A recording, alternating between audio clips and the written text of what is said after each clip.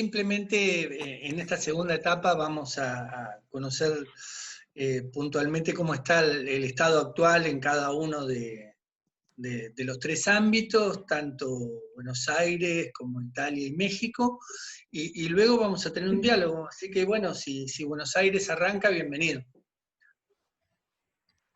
Bueno, voy a empezar yo, no sé por qué, me mandé primera, pero lo que quiero poner en común es algo que vengo pensando hace un tiempo y es nuestra identidad como facilitadores del diálogo en contexto de encierro y qué nos sucede con esta imposibilidad de acceso al lugar de trabajo donde se desarrolla nuestra experiencia y la imposibilidad de tener un contacto con quienes son los beneficiarios de nuestro programa, que son las personas detenidas.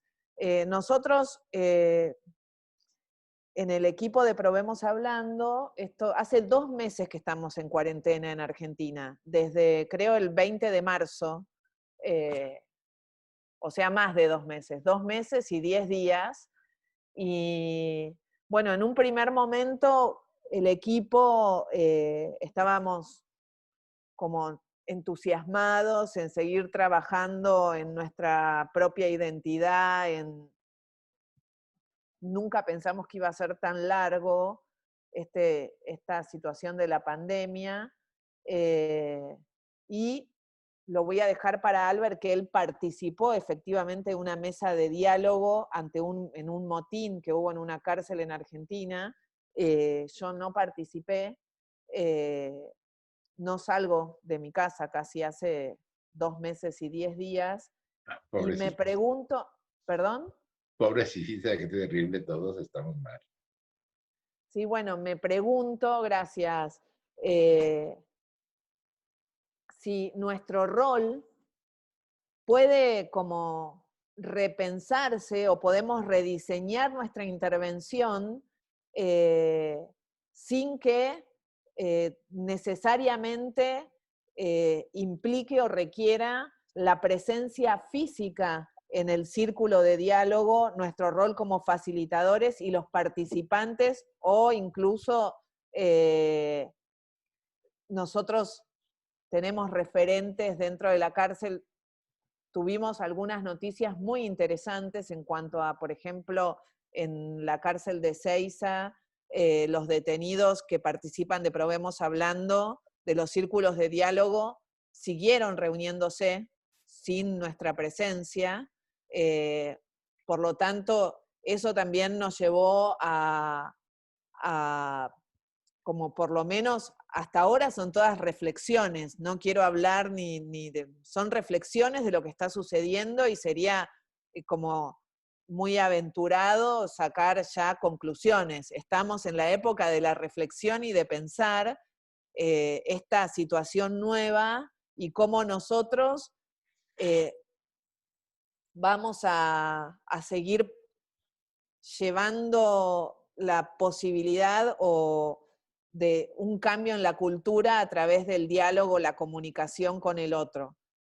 La presencia física, esto que se escucha mucho del distanciamiento social, el distanciamiento físico, ¿significa distanciamiento social? ¿Cómo hacemos para romper eso cuando nuestro trabajo requiere de nuestro encuentro con el otro como mediadores, ¿no? En las mesas de mediación o de círculos de diálogo donde sea que estamos generando un espacio de encuentro y de intercambio de ideas. De hecho, nosotros lo estamos haciendo ahora acá, hoy en este encuentro, en este Zoom, en esta reunión virtual. Yo me siento al lado de Mara y está en Italia y tengo la sensación, siento que me encontré con Javier y bueno, siento que a Alejandro Nató lo vi hace 2 semanas y en realidad fue a través de una reunión virtual donde él brindó una capacitación a nuestro equipo de Probemos Hablando. Pero Digo, estas percepciones, ¿podemos incorporarlas a nuestro trabajo y sentir que hubo un contacto social entre nosotros, aunque no exista el contacto físico? Entonces, bueno, todo esto es lo que me cuestiono y me replanteo y veo cómo se hace difícil. Antes hablé de lo importante que se transforma en política pública el trabajo con el diálogo en contexto de encierro, o sea, en cualquier contexto. Hoy estamos hablando del contexto de encierro, entendiéndolo como una herramienta de ejercicio de derechos. Hago como hincapié en esto porque creo que los conceptos teóricos son los que nos permiten después desarrollar las prácticas con mayor libertad. Bueno, voy a decirlo un poco lo contrario de lo que dijo Mariana, Buenísimo. Por porque eso nos somos un equipo. complementamos así. Digamos, parto de lo práctico hacia lo teórico, ¿no? Que es un poco el camino que a mí me ha tocado recorrer en la vida, quizás. Y lo que digo es bueno, este tiempo de pandemia que a nosotros nos sacó de las cárceles, lo estamos aprovechando para hacer, por un lado, una sistematización de la experiencia, ¿no? Tratar de ver cómo nuestra experiencia puede transformarse en una herramienta teórica o en una guía, que eso es lo que estamos tratando de elaborar, una guía sobre nuestro trabajo, para que los que vengan después tengan justamente algo a qué atenerse un poco más, más sólido de lo que tuvimos nosotros al principio. Lo otro que quisiera mencionar es bueno, mantener la mística del equipo es muy difícil en estos momentos de distanciamiento, entonces hemos hecho todo lo posible en ese sentido. Nuestro equipo es un equipo que está mayoritariamente, por no decir en su integridad, formado por personas que serían capaces hasta de pagar por hacer el trabajo que hacemos, ¿no? Es decir, gente que de verdad le pone mucho el hombro y lo hace de todo corazón, pero eso, digamos, no es fácil de mantener en este contexto. Por eso hemos hecho, digamos, distintas cosas y estamos haciendo distintas cosas para mantenernos unidos y en ese punto le agradecemos, ya que estamos acá, a Alejandro, la mano que nos está dando siempre como un pilar teórico y también emocional de este grupo, ¿no? Y en la última charla esta que mencionaba Mariana, nos picó Alejandro y nos dijo, bueno, que no somos esenciales nosotros, ¿qué somos?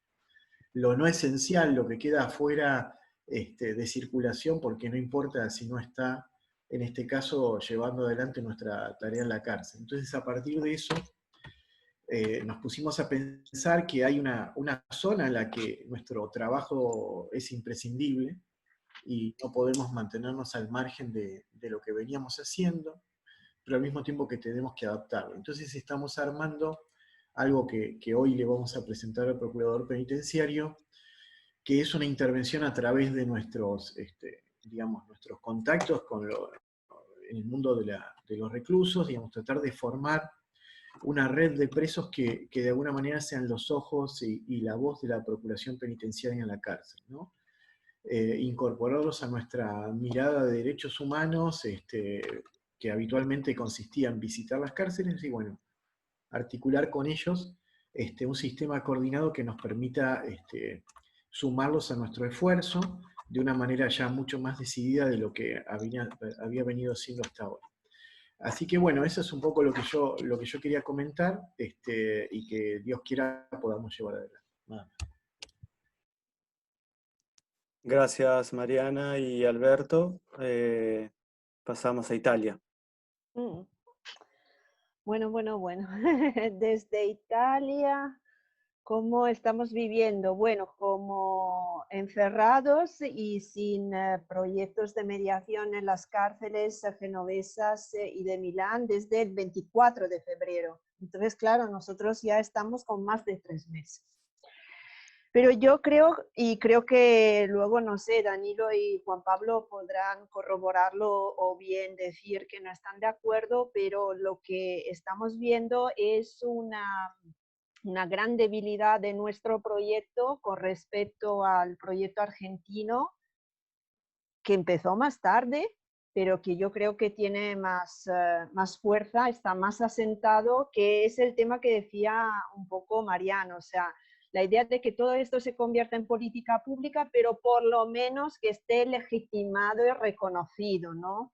Claro. Y Juan Pablo ya dijo algo en la primera ronda del problema de legitimación y reconocimiento. Entonces, yo creo que un problema enorme de nuestros proyectos en las cárceles son que, y digo los proyectos, porque Juan Pablo ayer participó en una reunión y otras compañeras de ASMERSCOM también, entre asociaciones que estaban llevando proyectos en las cárceles genovesas.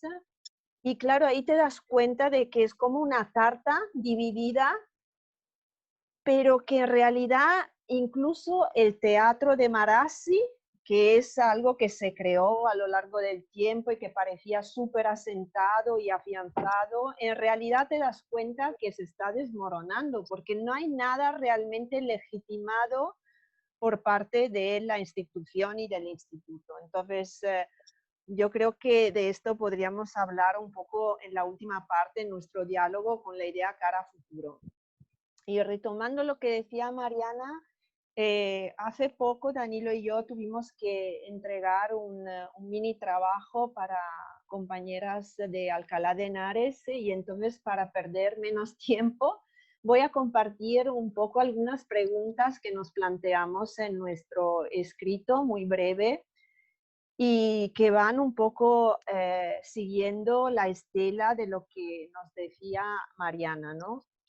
Considerad que nosotros mantuvimos los contactos con nuestros grupos de mediación a través de escritos, pensamientos, imágenes, pero unidireccional, que nosotros les enviamos a través de las direcciones, pero que no sabemos ni siquiera si recibieron. Entonces, no volvimos a saber nada de ellos. Y sabemos que efectivamente tuvieron la posibilidad de acceder a través de tabletas a algunas videollamadas con familiares, pero creo que de lo que se dijo también ayer en la reunión, nadie de, digamos, que fueran profesionales, voluntarios, operadores, pasantes, no volvieron a entrar en las cárceles, ¿no? Entonces, algunas preguntas que nos estamos planteando. ¿Realmente estamos listos para pasar nuestro proyecto, nuestro formato a la virtualidad, a lo digital? ¿Es realmente lo que queremos más allá de que sea viable o no? ¿Queremos realmente intervenir en una situación de autorregulación casi inevitable de turnos de palabras, evitación de interrupciones, superposiciones, solapamientos, con cámara de vídeo y micrófonos apagados por un problema, por ejemplo, de sobrecarga de conexión que vivimos con una conexión que tuvimos la suerte de hacer con Hermosillo la semana pasada? O sea, que por un lado creemos que todo eso ayudaría también, pensando en el desorden y la confusión que se crean en nuestros círculos de diálogo, podría ayudar, pero por otro lado, realmente, pensando en el tema de la importancia de la pragmática, de las normas de cortesía, como decía antes, de los patrones interculturales, ¿es realmente lo que queremos? Y claro, por un lado estaríamos recreando un entorno virtuoso, ¿no? Y no solo virtual del proyecto. Y quizás un menor control, digamos, por parte de los facilitadores externos también pueda beneficiar al grupo de mediadores. Pero estas son las preguntas que realmente nos estamos planteando, porque... Y nada, que quisiéramos compartir, creo. Claro.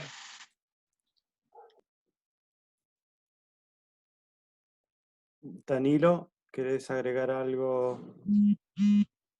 Bueno, yo estoy de acuerdo con lo que dice Mara, que claro que compartimos pensamientos.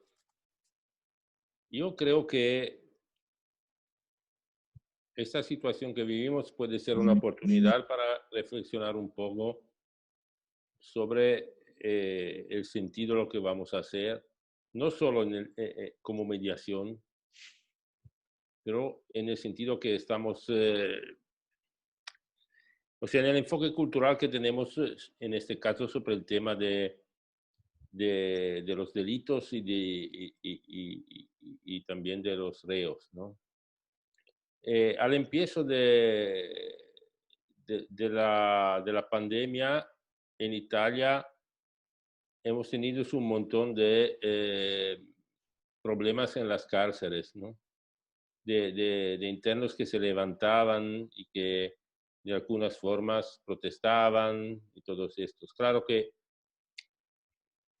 tenemos que elegir esto que pasó desde diferentes puntos de vista. También el tema de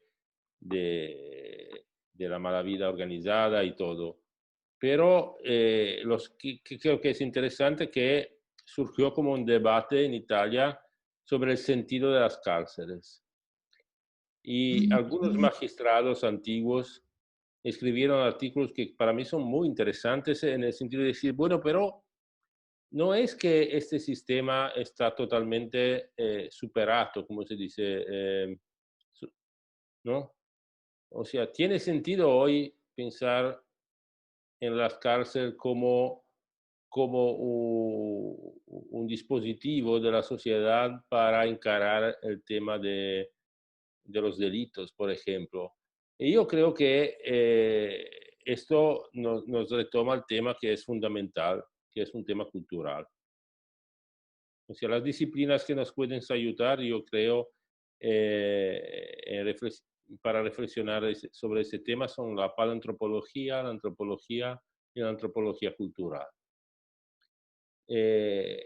Estamos hablando aquí para personas que están estudiando el tema de los derechos humanos, ¿no? Los derechos humanos no son una cosa que existe en naturaleza, son un producto cultural, ¿no? Y lo podemos entender en diferentes formas. En la nuestra historia y también la historia del siglo XX nos enseña que hay diferentes miradas para encarar este tema, ¿no? Lo que pasó durante la Segunda Guerra Mundial en Alemania es una diferente mirada cultural sobre este tema.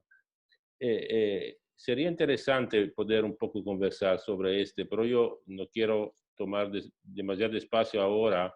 Si después tenemos tiempo, lo podemos hablar un ratito. Necesitaría mucho tiempo, claro. Gracias, Danilo. Sí, yo agrego solamente que en este momento en Génova, en Liguria, estamos tratando, ya que no podemos entrar, también de organizarnos con las otras asociaciones, como decía Mara, a través de algunas reuniones, porque lo que sucede también es que reproducimos las lógicas de fragmentación, que la cárcel es de nuevo espejo, las reproducimos afuera. Entonces, por ejemplo, esta ha sido una oportunidad para vernos y conocer cuáles eran las otras actividades que se estaban desarrollando dentro del Instituto Penitenciario de Marassi y de Ponte Decimo en particular. Pero bueno, dejo ahora la palabra a Javier para que nos cuente qué está pasando brevemente en este momento en el Cerezo 1, y después abrimos el diálogo unos 20 minutos entre todos. Gracias. No, Javier. A ver, ¿ya? Sí. Ok, ya me escuchan. Sí. Okay. Sí.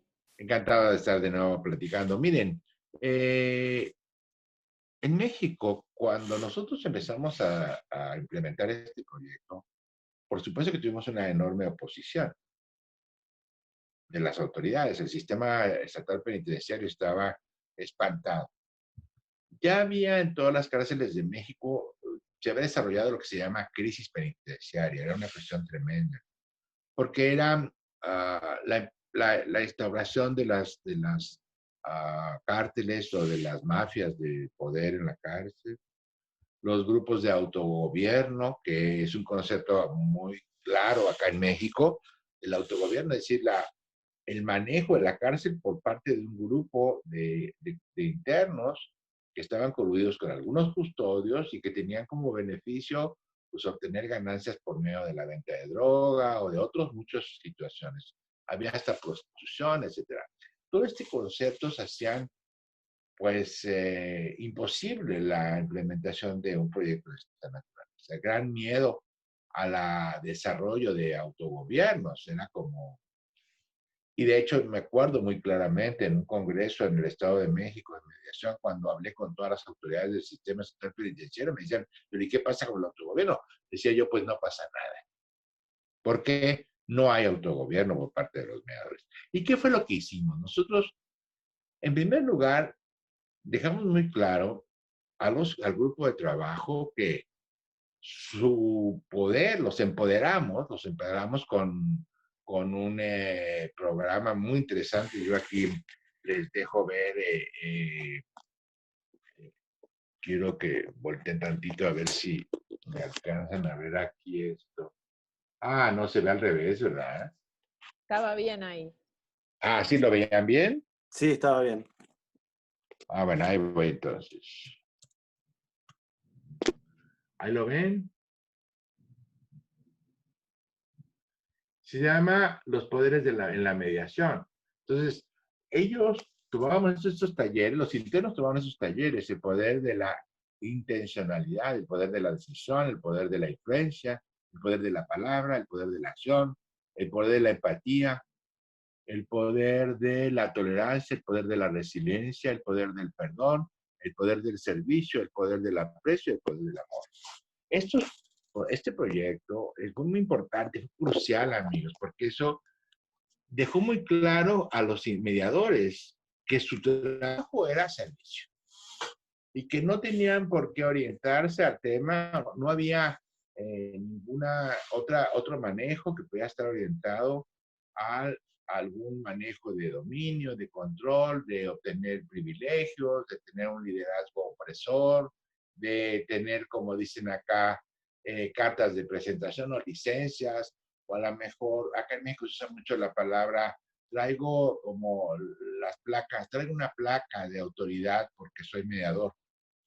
De hecho, ellos tienen un liderazgo, pero es un liderazgo de servicio. Y eso lo tienen clarísimo. Entonces, en el fondo nosotros pensábamos o anhelábamos que hubiera digamos, un proceso autogestivo. Pero nunca lo implementamos, nunca lo desarrollamos. Pero, ¿qué sucede? Bueno, fíjense que nuestro propósito era acceder a las cárceles de todo el estado. Como ya les dije, teníamos 15 cárceles y nada más tenemos ahorita 13. Empezamos a intentar querer ir a San Luis, a San Luis de Colorado, que es una cárcel que está en la frontera con Arizona. Es una ciudad que está en frontera con Arizona, pero está a 8 horas de Hermosillo, es una lejanía inmensa, 8 horas de camino en carro. Entonces, pues fuimos por allá, pero pagar transportación, viáticos, viaje, hotel, etcétera, hacía carísimo el diplomado, porque el diplomado tiene 12 módulos. Entonces, no va por ahí. Pues fíjense que se me ocurrió a mí, ¿por qué no llevar a cabo un proceso a través de educación virtual a distancia? Así lo llamamos, proceso de educación virtual a distancia. Este proceso lo iniciamos con el Congreso Mundial de Mediación. Mara y Danilo son casi generadores de ese proceso porque ellos fueron los primeros en dar un curso transmitido por un sistema de educación a distancia a los 13 seres. Por primera vez conseguimos una plataforma virtual tutorial educativa que es versátil, tiene muchas ventajas. Claro que nosotros vivimos en la administración de la miseria, yo creo que como Mariana y como Mara y Danilo, y como Juan Pablo, es decir, no tenemos grandes tecnologías. Ir consiguiendo una cámara, que de pronto la cámara falla, que de pronto a lo mejor la computadora está saturada y no puedo operar. Pero bueno, como quieran nos las arreglamos para conseguirse mezcladora y ampliación de los sonidos. Y aparte de las 2 talleres que se dieron en el Congreso Mundial de Mediación, en los cuales uno de los instructores fueron Mara y Danilo en un programa sobre la parte cultural de la mediación, que fue un tema muy interesante, muy sabroso. Y otro curso que dieron los propios internos. Eso fue muy interesante porque los internos dieron un curso ahí a agentes que venían, congresistas muy connotados del mundo de la mediación, y los internos llevaron ese curso. Bueno, pues echamos a andar el diplomado. Al diplomado se incorporaron los 13 cerezos del Estado, más se incorporó también el CEFERESO, que es el Centro Federal para Mujeres, que está en un estado por allá en el sur, muy lejano, que es Morelos, Cuautla, Morelos. Y además, otro estado que estaba teniendo muchos conflictos de motines, que es el cerezo de Zacatecas. El caso es de que eran 15 cerezos. Y empezamos a experimentar la experiencia de la educación a distancia. Y nos funcionó. Estábamos muy contentos. De hecho, ya estábamos planeando laboratorio de mediación con prácticas a distancia, de mediación, etc. Tuvimos algunos de los ponentes, no pudieron venir a hacer eso, pero dieron su práctica en México, en la Ciudad de México, y se transmitió a todos los cerezos del estado de Sonora y con un éxito genial.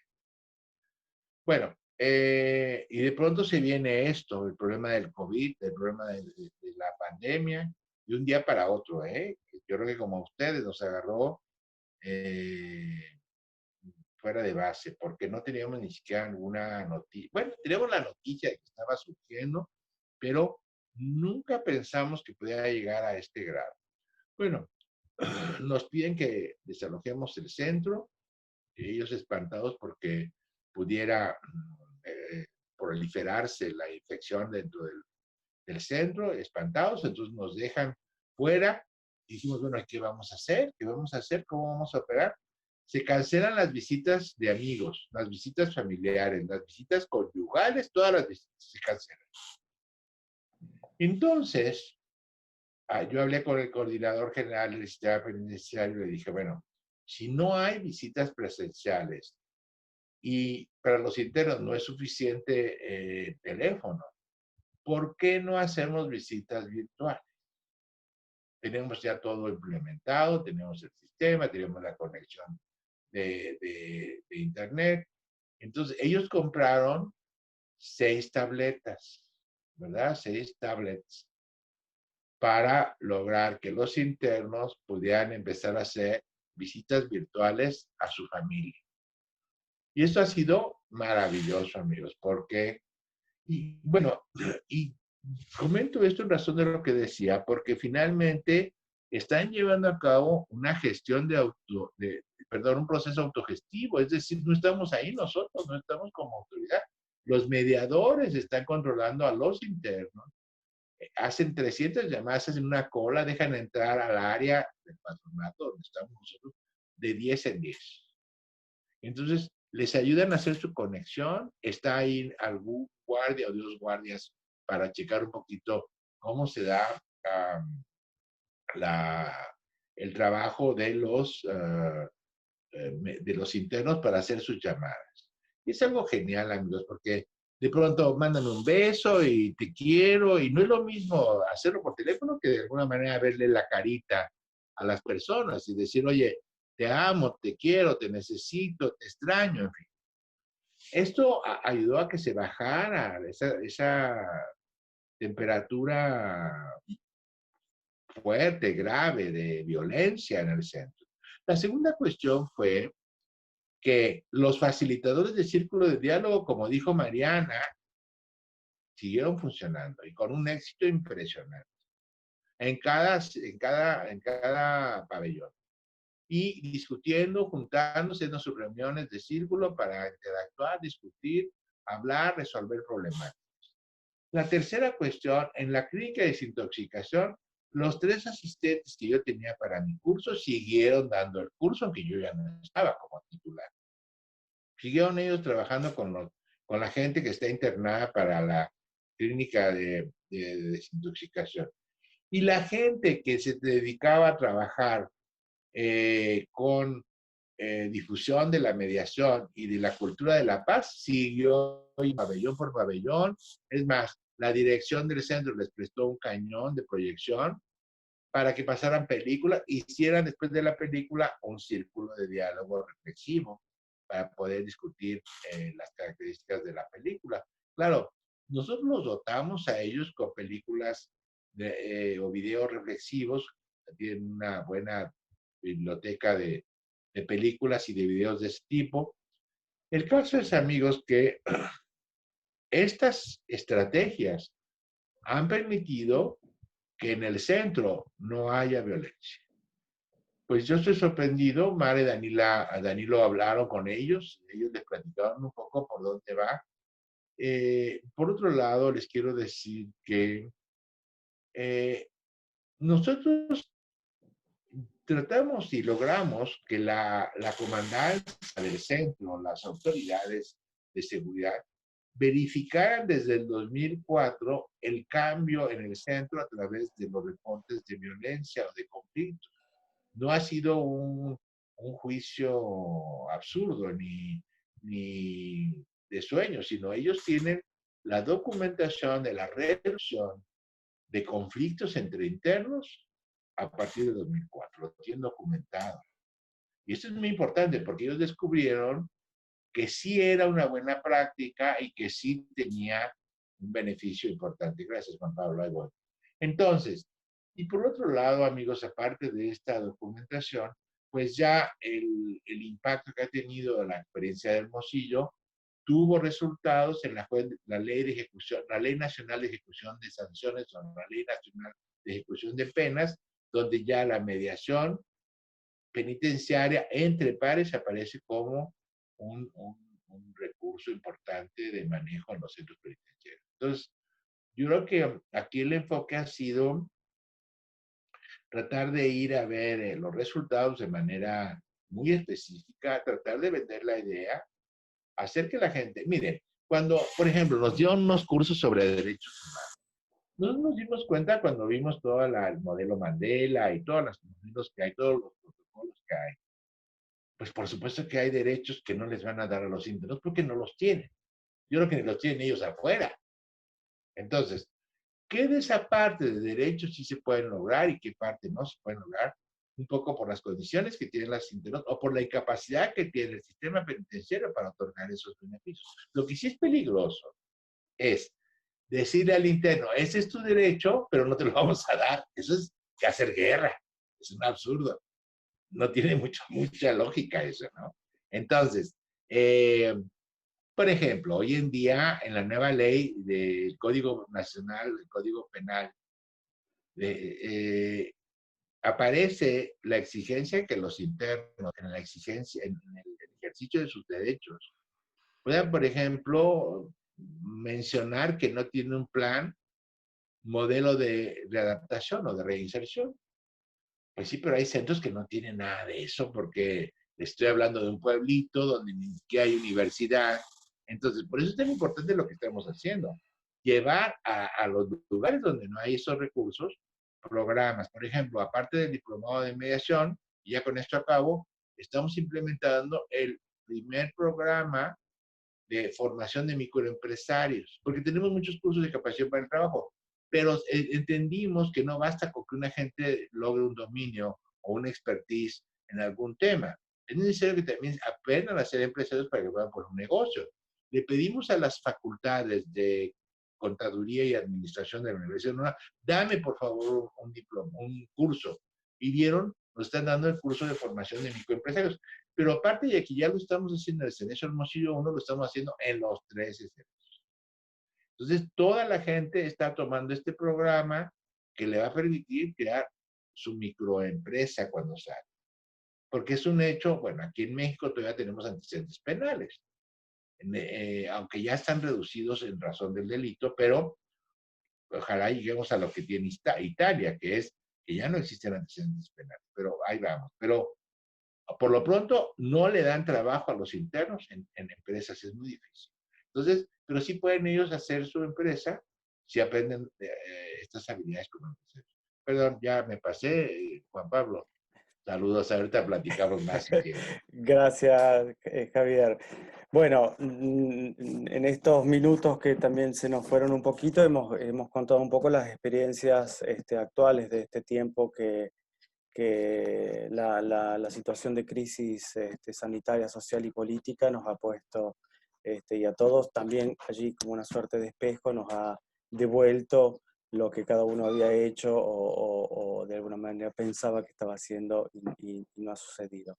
Entonces, ahora, con toda la cantidad de nuevo de elementos puestos en campo, tenemos un ciclo ya de diálogo de unos 20 minutos, tal vez un poquito menos, así con 3 minutos después cerramos, en donde la idea es repensar desafíos y retos de nuestro trabajo en institutos penitenciarios, y claro, obviamente, cada uno situado en su realidad, porque si hay algo que también emerge en este sentido es que cada uno tiene su punto de vista y su lugar de observación.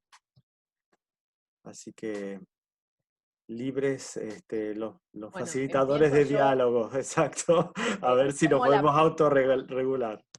Tomo la palabra otra vez y quiero como linkear con lo que compartió Mara en cuanto a cómo ustedes tienen muchos años más de trabajo que nosotros, y ella dice cómo nosotros en menos tiempo hemos logrado como solidificar, porque es cierto, desde primero una que era una experiencia, ¿cómo se llamaba, Albert, al principio? Que era ay, bueno, era como una experiencia Plan piloto, piloto, plan piloto, ¿eh? Sí, plan como un plan piloto. piloto, algo que no sé qué, y hoy tenemos ya un programa regulado, reglamentado, con presupuesto, pero bueno, la diferencia ahí es que nosotros pertenecemos a un organismo del Estado, y eso nos marca, o sea, el trabajo de ustedes requiere el doble de esfuerzo. O sea, si nosotros que pertenecemos a un organismo del Estado tenemos todos los obstáculos por delante, porque nuestra intervención es similar. Me hizo bien, Mara, perdón, le hablo a Mara porque somos acá la minoría mujeres. No, justo ella también se cuestionaba lo mismo en cuanto a nuestro rol, y cuando Alberto dice, yo voy a hablar desde otro lugar, desde la práctica, él viene más desde el mundo teórico, ¿no? Es un investigador y de muchos años, y encontró en la práctica la posibilidad de uno no sentirse a veces tan burócrata, o estas cuestiones donde creo que el secreto en nuestro tipo de trabajo en cuanto a generar nuevas condiciones de acceso a derecho de personas privadas de libertad, en tanto y en cuanto somos mediadores o facilitadores del diálogo, entendemos el diálogo como parte esencial de una construcción democrática, de un sistema democrático como en el que estamos viviendo. ¿Cómo es? Me perdí, perdón. No hay Yo cuidado. salto para decir otra cosa, Mari, si no te molesta. Dale. Me quedé pensando en esta pregunta que hacía Danilo sobre los derechos humanos, ¿no? ¿Qué derechos humanos son los que a nosotros nos parece que estamos defendiendo o promoviendo, ¿no? Y también me rebota en la cabeza lo que dijo Javier, ¿no? Acá está tu derecho, pero no te lo vamos a cumplir, ¿no? Entonces, eso me interpeló y me hizo pensar que efectivamente, digamos, la idea que nosotros tenemos de derechos humanos es una idea práctica. Digamos, no es ir a contarles a ponerle un nombre al padecimiento, que de alguna manera es una perspectiva bastante habitual, ¿no? De ir compadecerse del que está sufriendo y diciendo qué mal lo que te pasa, lo que en realidad tu dolor significa que tu derecho a la salud no está cumplido y tu derecho a tal y a tal y a tal, ¿no?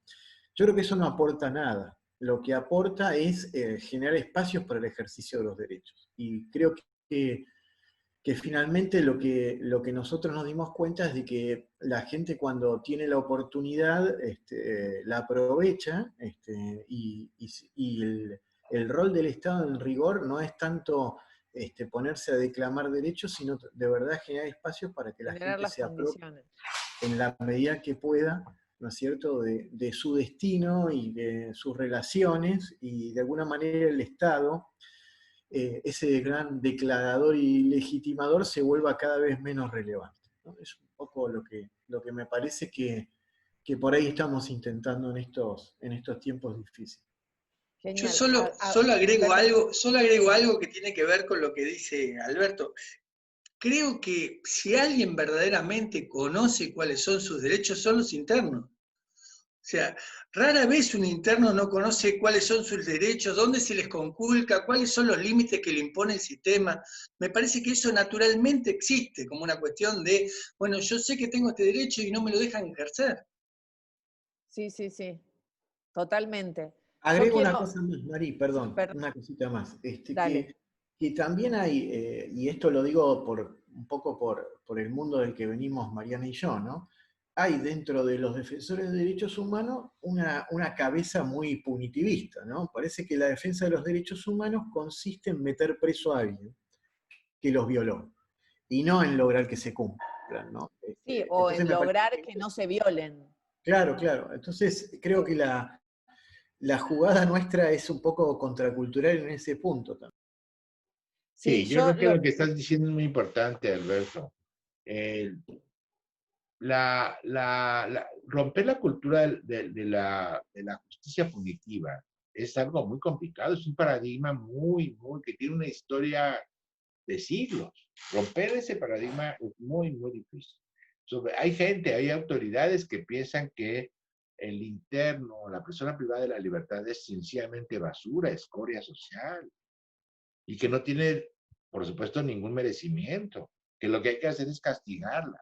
Entonces, nosotros creemos que más que estar haciendo voces o llamando la atención para la implementación de los derechos, hemos ido logrando hacer cambios que son sustanciales en la forma de vida de los internos, haciéndoles ver a las autoridades que si ellos llevan a cabo esos cambios, van a tener muchas ventajas y beneficios que van a ser inclusive políticamente beneficiosos para ellos. No sé si me sin queremos duda. vender una idea, más que a los internos, a las autoridades.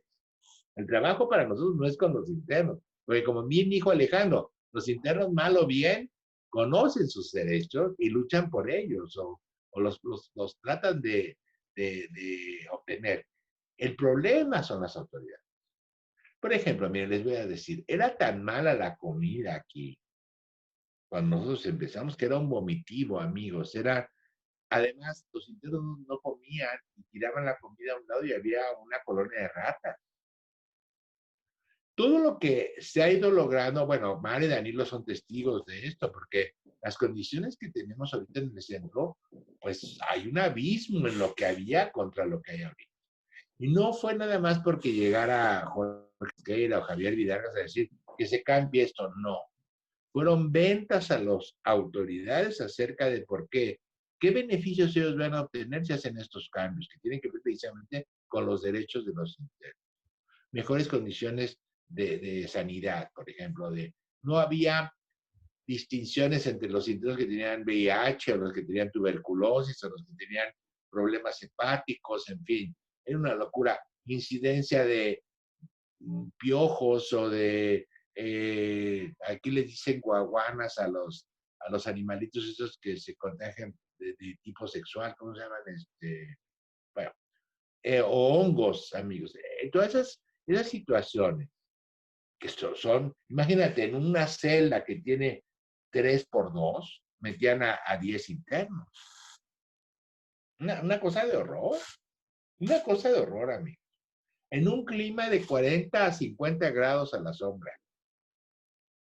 Entonces, estos cambios que han se han dado y que hoy en día son, por ejemplo, los internos, tenemos otro sistema que se me olvidó mencionar y que Mari y Dani lo conocen, es TV Cacharro. Es un sistema de comunicación al interior de las celdas, a través de los cuales nosotros hacemos una promoción de las conductas.